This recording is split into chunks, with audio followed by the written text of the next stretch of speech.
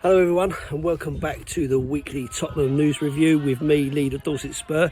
This is dedication to duty and I'm hopeful that Mr. Callum will really appreciate the effort that I'm putting in, because actually today, as you can see, I am suited and booted because I'm at a wedding. So I've managed to slip off rather quickly just to talk about this week's news, all the stories kind of making the headlines.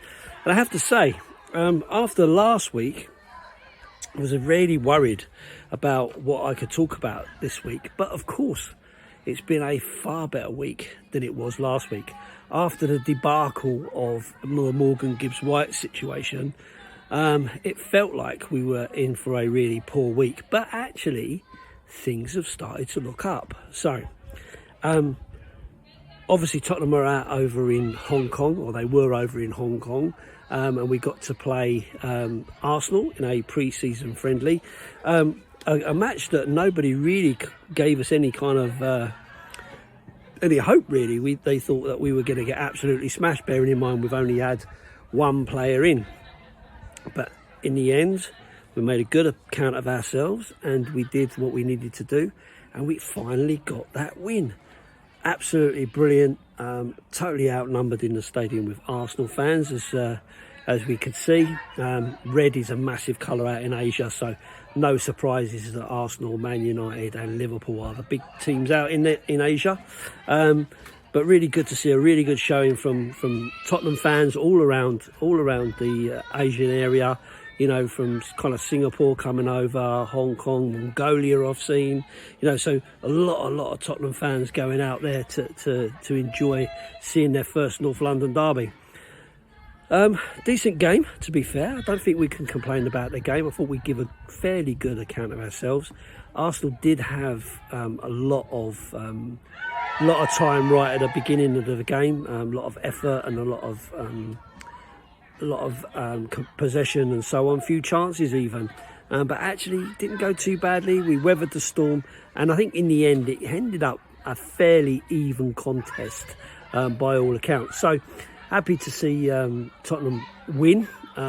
Beating them on any occasion is amazing. I love to see it. I wouldn't care what the competition is or what the age group is or even what the sport is. I'd still want us to beat Arsenal hands down every time. So really happy to see that, and a fantastic goal from Pape Sarr to win the competition. So that's 3 in 2 games for him, playing really well, and spoken quite highly by Thomas Frank, who said that he's really impressed him over the last sort of few weeks. So really good to see, because he is still a young player, still got lots and lots to learn, but obviously working very hard to try to impress his manager and keep himself, you know, at the top of that agenda. So again, you know, as I say, really happy with that. Some other really good stuff that went on out there. That I thought the light show that was put on, I think it was drones actually, looks absolutely fantastic. I mean, I don't know who organised that or how that was organised, but what a brilliant showing that is, to really kind of engage the fans. And I've seen that there is a Tottenham winners bus going around, Chris, and We Are Tottenham TV and Expressions and people like that all getting involved in that kind of thing. So really good to see, you know, Tottenham going around and giving the Arsenal fans a bit of stick as they travelled around. I saw James, the voice of Spurs, on that bus, really giving them some stick, which is always a pleasure to see, because let's be honest with you, yeah, it's a pre-season friendly, of course it is, but at the same time as that, if that had been Arsenal winning that, they would have been shameless. So for us to be shameless, I'm all right with it. I don't care. I think it's a brilliant scenario. So anyway, moving on, a couple of other things that are happening. We have seen today, or I have seen today, that Mikey Moore has signed a season-long loan with Rangers. Brilliant move. It is a competitive excuse me, excuse me. It is a competitive league up there, despite what people say. Everyone wants to beat Celtic. Everyone wants to beat Rangers, and so you're always going to have tough games up there. And it's good to see him kind of going up there and getting an opportunity to play as many games as he can.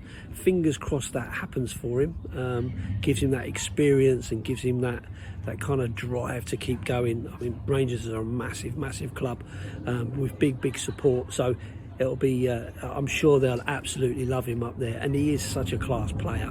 But it doesn't feel like he's going to get many minutes at Tottenham at the moment. Son is still a Tottenham player, although, you know, we still don't know whether that's going to continue. Time will tell. We'll obviously Tell and Odebear obviously getting their opportunities. So, and Odebear I thought looked pretty good when he came on. I was pleased to see him making some runs, showing his pace and his dribbling ability. So really interesting. So good move for him, and I'm pleased for the lad to kind of get his opportunity. From a Tottenham point of view, I don't know where we are with it at the moment, but I did see this morning and late last night that we are having talks with João Palhinha to come in and be our number 6, a player that we've really wanted, a position we've wanted to fill, to really give us that, you know, strength in midfield, a midfield that kind of got walked over very regularly last season. So something we really needed to strengthen up on. So I don't know where we are. You know, by the time this video goes out, it may well be further along than it has been. And if it is, fair play, but it does feel like it's one that we needed to do. Constant talks about other players now that the Morgan Gibbs White thing has kind of ended. So I think the other one they're talking about, Rodrigo. I'm not sure that's going to happen to you know, from Real Madrid. I'm not sure that's a likely transfer. Be interesting to see if it did happen. It would be a statement of intent, but I'm not convinced. I'm not convinced that he would really want to come to Tottenham, given our positioning last season and getting into the Champions League by default. I guess it might not kind of inspire him to see an opportunity, but you never know. You never know. Football's a crazy old game, and sometimes these things happen, and it ends up being a really good move for somebody. But yeah, there you go. What else has happened? Nothing really too much apart from those sort of things. It's all about the Asia tour. Obviously off now to South Korea. I think the players have already landed to play Newcastle at the weekend. So it'd be interested to see whether we can keep up our kind of unbeaten track. I know we unbeaten going into this one, beating Arsenal. With, you know, to be fair, they did have a pretty strong team out there, as we did. So to kind of come away from that with a win was good efforts for us, and good sort of signs moving forward. But as I say, it's the depth of the squad that's the real issue, rather than the first team, in my view. So yeah, up next, Newcastle. Again, another big test to see how we get on with them. But, you know, a team that's probably in and around our kind of level.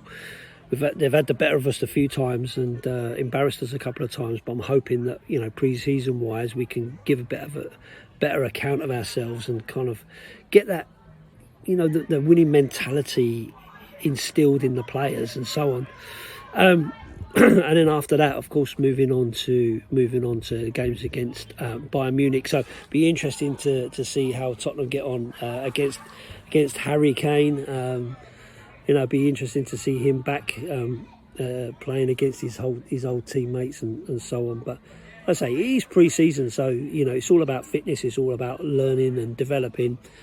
But for me, I still feel we are really short in terms of players and getting enough players to be able to do this, you know, challenging in the 4 competitions.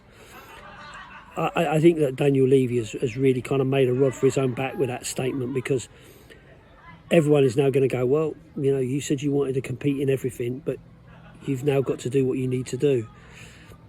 And it's not seemed to have happened just yet. There is time, you know, the window doesn't shut for a while yet. So there is opportunity for other players to come in. And of course, we need to get some players out as well. Be interested to see who we actually let go. At the moment, it's all been kind of loan deals, moving players on, the younger players to kind of give them experience, which is important, right? But it'll be interesting to see what kind of first teamers move out, because I say Palhinha coming in is a you know, he's a starter. He's one who's going to come into your starting 11.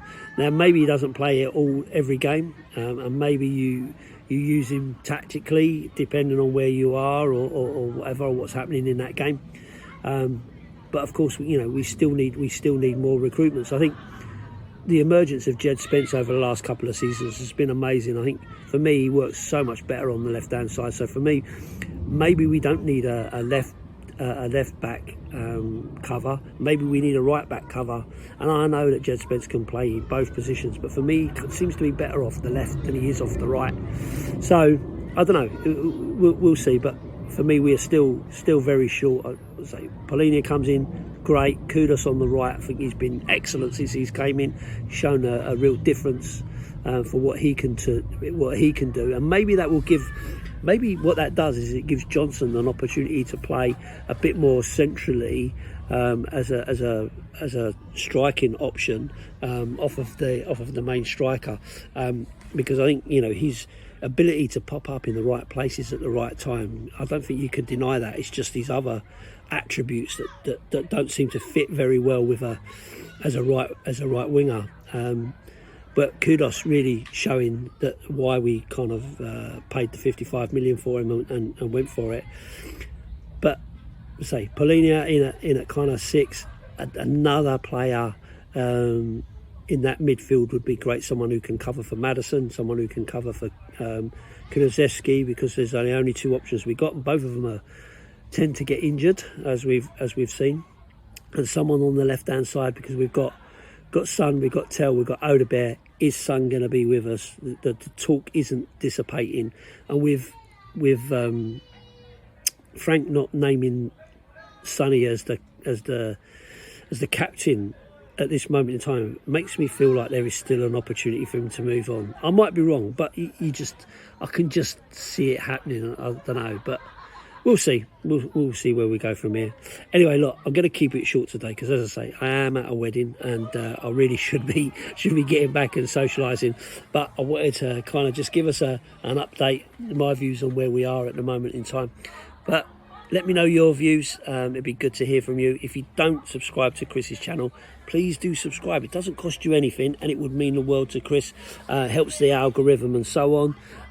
If you like the video, give it a thumbs up. If you've got a comment, please do comment. Read all the comments and take on board some of the stuff that you guys say. So it'll be good to have that. And if you're interested in more stuff specifically from me, you can find me over my own YouTube channel, Leader Dorset Spur.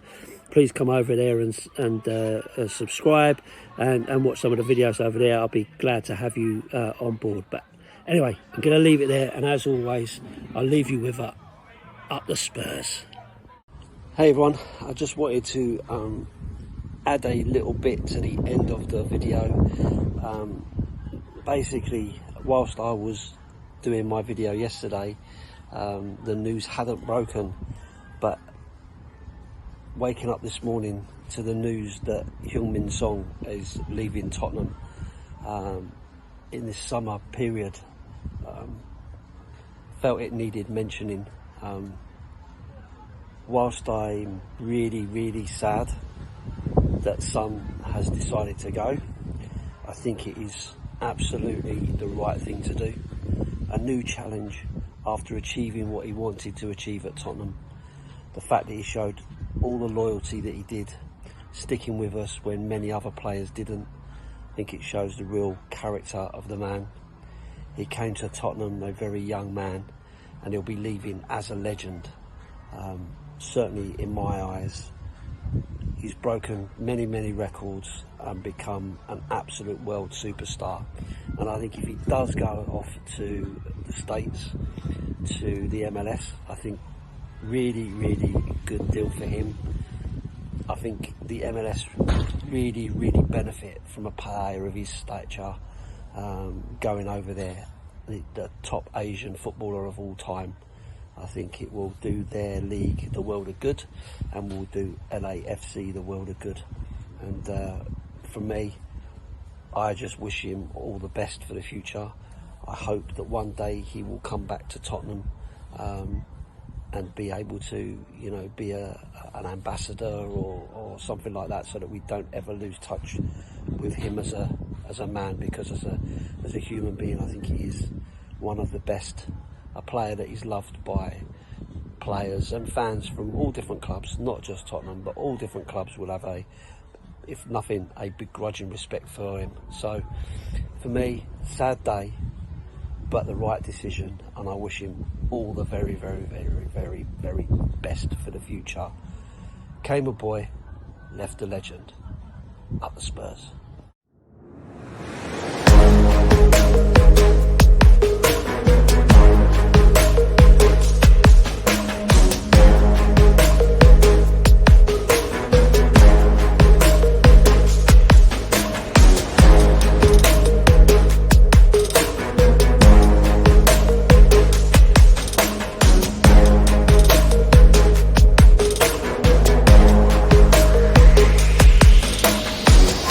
We'll be right back.